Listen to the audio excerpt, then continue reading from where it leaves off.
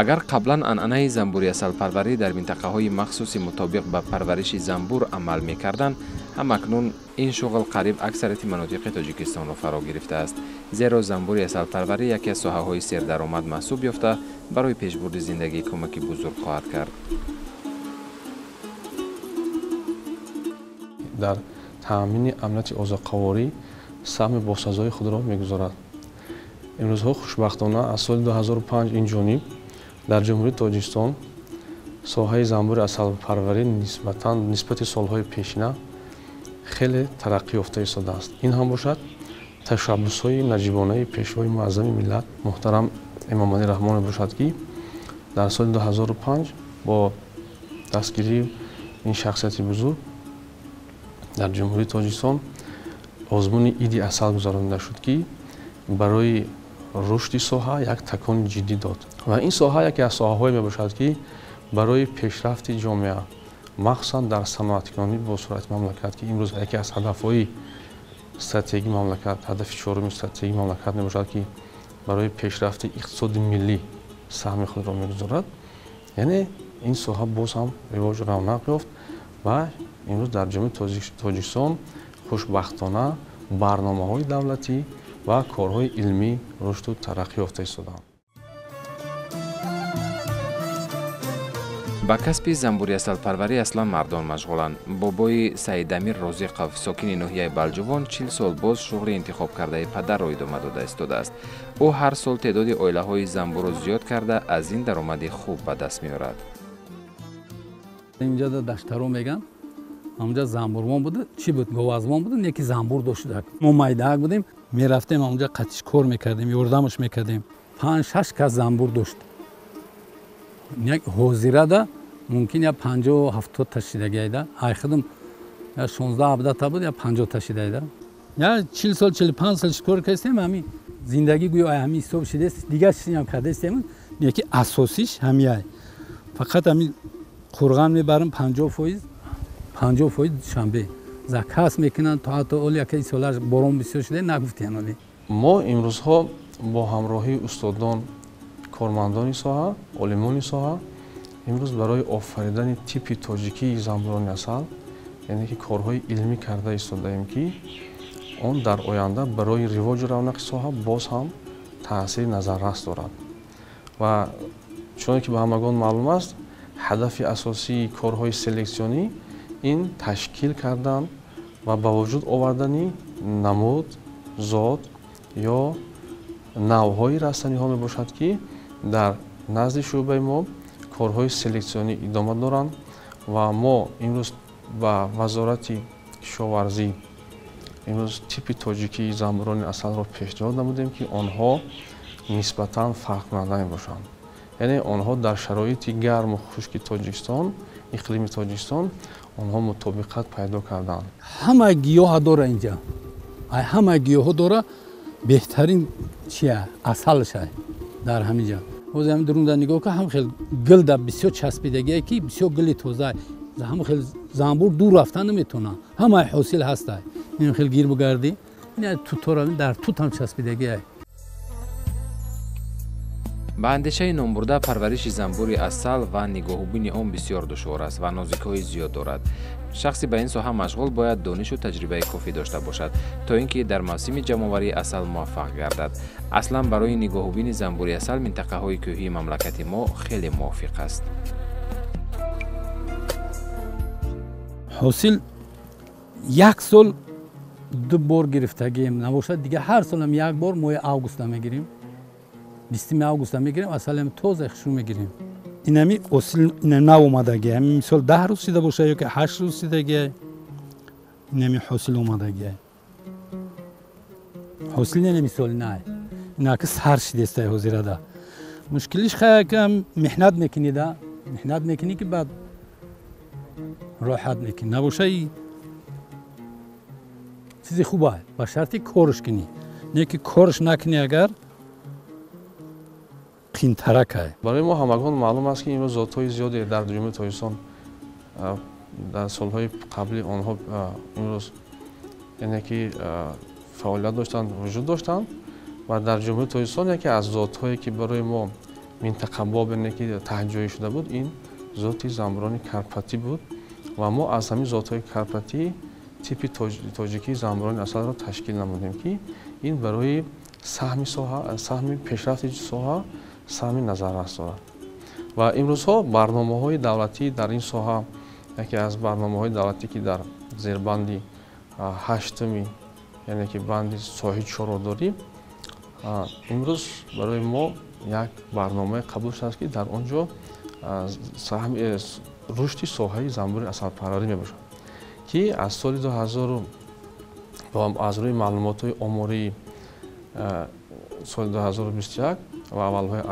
سال 2022 در جمهوری تاجیکستان زیاده از 245 عائله زنبور اصل یعنی تشکیل یافته است که این برای باز هم رواج رونق گویم که ساحه کشاورزی سهم ارزنده رو میگذارند. زنبوری نو همین لیل‌نوباد آوردیم یاد 3 سال شده بود همون زنبور حاصلش زور بود.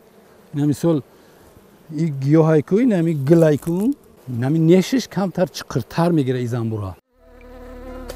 گرچند جریان کار زنبوری اصل در همه منطقه کشور یک رنگ باشد هم از صحبت با زنبور پروران معین کردن ممکن است که هر کس در این سمت تجربه خود را به کار میبرد و در این پیشه الکی اصولهای گوناگونی موجودند.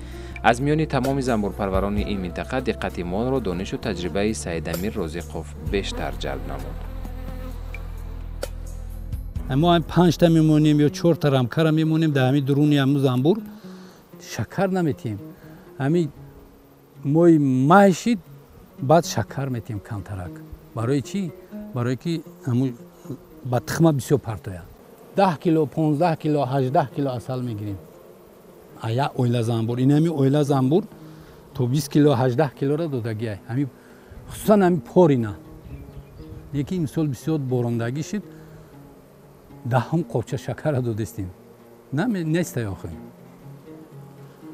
زنبور شبین بسیار خوش کار کرده اینا یکون کمبودی نداره وقتی حاصل شده نصیب باشه کنه زیاده از 4000 نمودی رستنی ها و گیاهای شفابخش در سر خسر در عمان ماهیه بلجان میروید همین اصل از گل بوتای همون نیهالا و همون رستنی ها گرفته میشود که این یک شفابخشی به حد بلند است وقتی که گیاهای گلدار زیاد باشد همون با احتیاج به شکر دادن نیستند. اصل یکی از محصولات اساسی خواجگی قشلاق میباشد که آن در ترقیات ذهنی یعنی مالکیتی میگم که تشکل ذهنی انسانیت آن سهم باسازهای خود را میگذارد چون که امروز انسانیت احتیاج دارد به موادهای غذایی از آن جمله در ترکیب اصل ماده‌های غذایی زیاد هستند که آنها برای گویم که ترقیات سن و سالی انسانیت سهم خود را میگذارد و امروزها ما امکانات‌های زیادی داریم که برای رشد ساحت و تکامل امروز رشد می‌یابد یعنی که برای ساحت باز هم رواج دارد ما زمینه‌ها یعنی زمینه‌های گویم که منطقه‌های داریم که آنها برای رشد ساحت خدمت می‌رسانند یعنی در جمهوری تاجیکستان با معلومات علمانی ساحت زیاده از 800,000 عائله زنبور اصل را ما می‌توانیم که پرورش کنیم وقتی که ما این را پرورش کنیم این ترقی دهیم در این حالت یعنی ما میتونیم که با اقتصاد ملی یک تاثیر نظررس داشته یعنی که با بودجه عائله با بودجه دولت میتونیم که ما بگیم که یاری دهیم یعنی خدمت رسانیم. زنبور اصلا نسبت به دیگر حشرات‌ها زیرکتر می شود. هر یک زنبور خانه خود را می شناسد و در یک روز از 4 تا 7 کیلومتر برای پیدا کردن شهد پرواز می کنند. زنبورهایی که در موسم کاری به اخلاق جایها نزدیک می شوند، پاسبان‌های هر عائله با سپارش شاه زنبور آنها را زود کشته از قطعه زنبور بیرون می کنند. حتی زنبورهای تنبل و ناکاره را که از نزد عائله دور نرفته در داخل به مفتخوری عادت کردند، آنها را نیز نابود می سازند. ҳаминҷода то 5 та то 7 тара чӣ дора вай қалавр дора. Мисол ягон ғаждӣ боша, ҳамура мегира, ай ҳамуҷа меоя, иҷода тапа тайёр мондаги, ай сеним, ай камера ранги мондаги, ай иним, ай уним мондаги, ай тори сариш меқапанд, ҷошда мекушанд, пароша мекананд, мекушандаш. чизи ҳарома дурунда қадди замбур тозакор, одам қадди замбур тозакор нест. ай шамол мефаҳма ки ҳами чанд градусда меоя, ҳаво меоя, чӣ меоя, борон меоя, шамол меоя, расчотша мегирад, меоя ки замун наҷиқама, ё ки агар дер кард, мисол таями баргак да ҳамун ҷангалда места, таямида меқапа хича меиста, ба ҷо мешава. ҷола борон ки гузаштак, баъд мебуроя, меоя. То 5 та чишма дора замбур. Якташ барои ина мисол 4 та дора, шав мерава ҳамун адирда ки истод, саҳар мехеза ки чангаку ғубор, ҳамун тай ғуборда местад, мехеза ис 4 тара отключит мекуна. Панҷимиш қати баъд ай ҳамуҷа меоя. аслан ҳар замбурпарвар парвариши замбурҳоро ҳар гуна манидод мекунад. асали истеҳсол кардаи онҳо низ аз ҳам тафовут дорад. замбурпарвари дигар Абдураҳим Давлатов сокини ноҳияи Сангвор ҳар рӯзи худро бо нигоҳбини замбурҳо сифарӣ мекунад. ба қавли номбурда кор бо замбурҳо талаботи хосро талаб менамояд. замбурҳо ҳам мисли инсон зиндагӣ мекунанд. ҳар қадар ба онҳо муносибат ва нигоҳбини ҷиддӣ кунем, ҳамон қадар ҳосили барзиёд ба даст хоҳем овард. мо аслан аз соли 1971 ин ҷониб замбур дорем. аз соли 1971 аслан падарам парвариш мекард ба ин замбур. вақте ки ӯ парвариш мекард ҳамин замбурпарварӣ, ба дили манам завқ пайдо шуд. пас аз сар рафтани он манам ба ҳамин шуғли замбурпарварӣ шуғл варзидам. аслан замбурпарварӣ ҳам барои саломатӣ фоида дорад, чунки дар вақтҳои бекорӣ омада ба ҳамон саргардон мешавед, вақтро чӣ мекунем, баъд албатта ба хоҷагӣ даромади нағз меорад. чунки агар мо дар ба ҳисоб миёна ҳисоб кунем, мо ҳар сол ҳар оилаи замбур дар ҳамин ноҳияи Талдара ба ҳисоб миёна то 27 килограмм асал оилаи замбур вай мекунем, даромад мегирем, ки барои хоҷагӣ бисёр фоидаи калон аст. мо ҳар 1 кило асалро ба маблағи аз 50 боло то 60 сомонӣ мефурӯшем. ба маблағ истифода дар хоҷагӣ хеле истифода мебарем. дар ноҳия беш аз 13 000 оилаҳои замбури асал парвариш карда мешавад. рушди замбурпарварӣ яке аз шуғли асосии мардуми ноҳия буда, имрӯз барои парвариши оилаҳои замбур аксарияти хоҷагиҳо камари ҳиммат бастанд. дар аксарияти хоҷагиҳои инфироди замбури асал парвариш карда мешавад, ки аз ин даромади хуб ба даст меоранд замбурпарварон ноҳия. ва замбури асали ноҳия яке аз хусусиятҳои табобатӣ ҳам дорад. албатта ба ҳамагон маълум аст ки минтақаҳое ки онҳо растаниҳои зебо, масалан минтақаҳои захираҳои рекреатсионӣ, захираҳое ки онҳо дар он ҷо гулу гиёҳҳо зиёд ҳастанд, ниҳоят зиёданд. ва минтақаҳои Водии Ҳисор яке аз минтақаҳое ҳастанд, ки минтақае ҳаст, ки дар он ҷо соҳаро парвариш кардан мумкин аст. ва барои мо ҳамагон маълум аст, ки имрӯз мегӯянд, ки асали Тавилдара, асали Сангвор, имрӯза ноҳияи Сангвор яке аз минтақаҳое аст, ки гулу гиёҳҳои зиёд дорад ва дар ин ҷо рушду тараққиёти соҳа бештар ба роҳ мондааст. ва инчунин дар минтақаи вилояти Суғди мо ҳам ин соҳа тараққӣ кардааст. ва умуман мо метавонем пешниҳод намоем, ки дар кадом минтақаи Тоҷикистоне ки мо набошад, дар кадом минтақае ки набошад, мо метавонем ки соҳаро рушд диҳем. замбурпарварӣ нозикиҳои бисёр дорад дасти. боре ки бояд дар вақтҳои мулозимӣ, вақтҳои тараққӣ доданаш бояд доим ақаллан рӯзи ҳамин 2-3 рӯз баъд қатиш бошӣ ва бинӣ ки бо аз аҳоли ҳамон бояд бохабар бошӣ, чӣ бохабар бошӣ. чунки ба ин замбур як чиз аст, ки ба ин касалиҳо бисёр таҳдид мекунанд, касалиҳои варатози дигар бояд аз касал буданаш бохабар бошӣ, аз доштани хӯрокаш бохабар бошӣ, аз доштани материалҳое ки барои ӯ лозим аст бохабар бошӣ. дар ноҳияи Савор асосан алафҳои табиие ки шифобахшанда ҳастанд бисёр мерӯянд. ҳамин замбурам ки аз ҳамон чизро истифода мебарад, ҳамон алафҳои табиӣ шифобахшанда ки маҳсулоти хушагӣ меорад, алаш мекунем. ина барои мисол аз ман бо 15 оила замбур хоҷагӣ деҳқонӣ дорам, барои уҷа мебарам, мемонам ки мисол агар мувофиқ ба ҳамон вақт таҷриба менем, ки агар ӯ тараф уҷа хубтар бошад, аз инҷа ба уҷа мекушонам, агар уҷа хубтар набошад, боз баргашта бо ба ҷош намеорам. ҳоло ният дорад ки ин шуғлро ба фарзандон бештар ёд диҳад ва анъанаи занбури асалпарварии ин хонавода минбаъд низ идома ёбад. ба гуфти Абдурахмон Давлатов, ҳосилнокии асал на танҳо аз парвариш ва ғизодиҳӣ вобастагӣ дорад, ҳамзамон ба буду ҳаво низ рабт дорад. умуман бо дар ҳамин ноҳияи Самбор аз ҳамин шуғли занбурпарварӣ даромаднок чиз нест. Агар касе ки бо занбур сару кор кардаву кор гирифтаву муносибат кард, аслан хисоле намешавад гӯй ки ман зарар бинам. гарчанде агар ваям нашавад, маҳсулотам нашавад, ки ба ҳамон қадаре ки расходшона пӯшона бояд камтар дароб ҳатман мешавад, бегуна намешавад.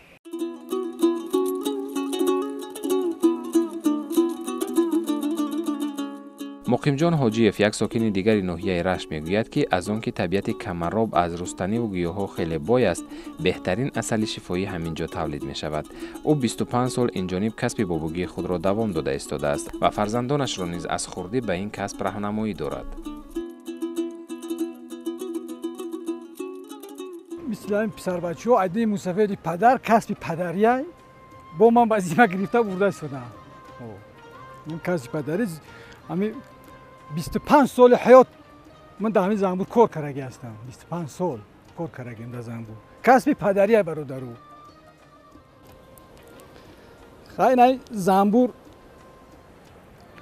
вози хай аз сабаби ҳамин боришот камтар пай дар пай шид, он қадар занбур мақсад ба овардани асал тиёр нест. Мақсад камтар оли вақт дорем ки асал пайдо шавад. ана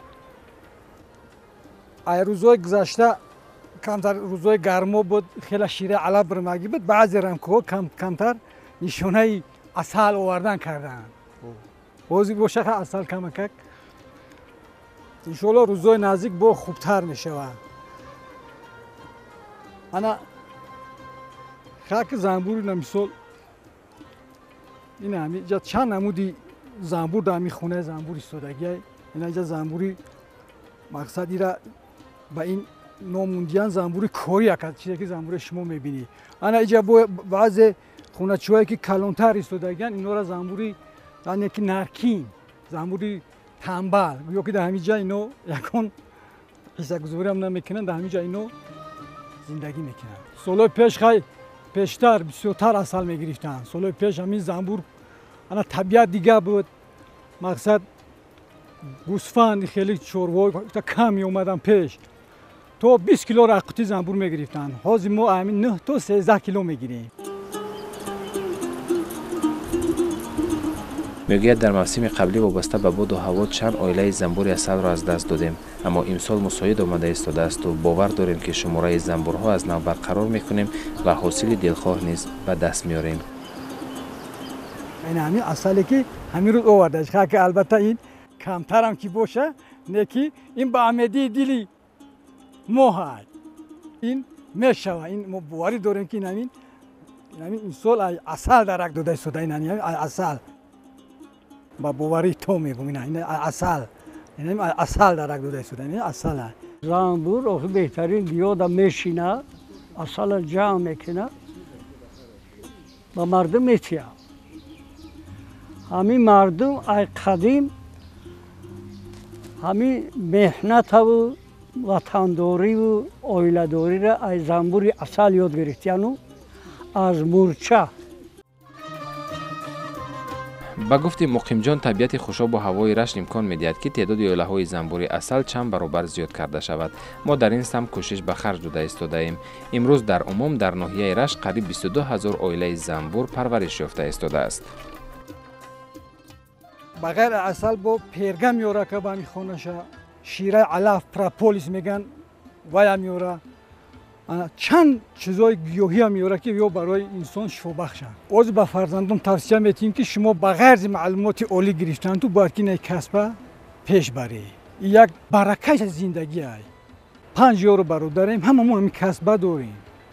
беғайр мақсад бародаро мисол илми олӣ доранд, кори давлатӣ мекунанд, бо ин кори занбурам доранд, заминҳо доранд, бартарда ана кор мекунанд аз занбур. хай бо ҳама ин ай тенҷи Тоҷикистон мешавад. ай тенҷи тоҷикистони мо мешавад. агар тоҷикистони мо هیچ نباشه ما این کارا را کردن نمیتونیم. اینا صد با شکر خدا ما اینا میمونیم میریم با 10 روزگی هم که اینجا نمییم با همه در جوش همه شروع این استقلالیت تاجیکستان کرد. منطقه های هستند که آنها برای رشد و ترقیات ساحه آنها تاثیر نظررس دارند، چون که 93% تویسان ما میدونیم که کوهسار است و گرچنده که اقلیم ما معتدل کانتیننتالی هست، این در اینجا 4 فصل سال دیده می شود، لیکن نابسته از این منطقه های هستند که آنها نسبتاً گرم. منطقه جنوب تویسان این هم باشد به ساحه تاثیر نظررس دارد. البته یعنی امید داریم که در ماه‌های فوریه علاوه در منطقه جنوب تویسان این ساحه را رشد دهیم و این ساحه نگفتن نماند که یکی از ساحه‌های می باشد که باید از یک منطقه به منطقه دیگر باید این زنبوران رو یعنی که ما انتقال دهیم، یعنی کوچ دهیم. در این صورت ما میتوانیم که حاصل دلخواه به دست بیاریم، چون که ما گفتیم که گرچند که معتدل است اقلیم ما شرایط ما خوب است، لیکن نابسته از این منطقه های نسبتاً گرم هستند که در آنجا زمستان تیزتر به آخر میرسد و از آنجا ما میتونیم که از رستنی های گرد گل دهنده و شهد دهنده یعنی هم گرد و هم شهد رو جمع آوری نماییم و بعدا میتونیم که بعد به منطقه های دیگر آنها رو انتقال دهیم، مثلا به منطقه های دامنه، یعنی ما میتونیم که در منطقه های نزدیک کوهی دامنه ها این ساحه رو رشد دهیم.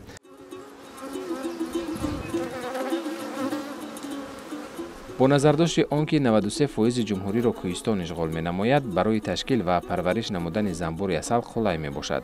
ذخیره‌های زیادی رستنی‌های عسل دهنده جمهوری که زیاده از 4 میلیون گکتار را تشکیل می‌دهند، امکان دارد که زیاده از 600,000 اویله زنبور عسل پرورش کرده سال از 8 تا 10,000 تن عسل از جهت اکولوژی تازه و مقدار زیادی محصولات دیگری زنبور عسل از قبیل موم، گرد گل، شیر ماده زنبور، شیرش و زهر زنبور استحصال کرده شود.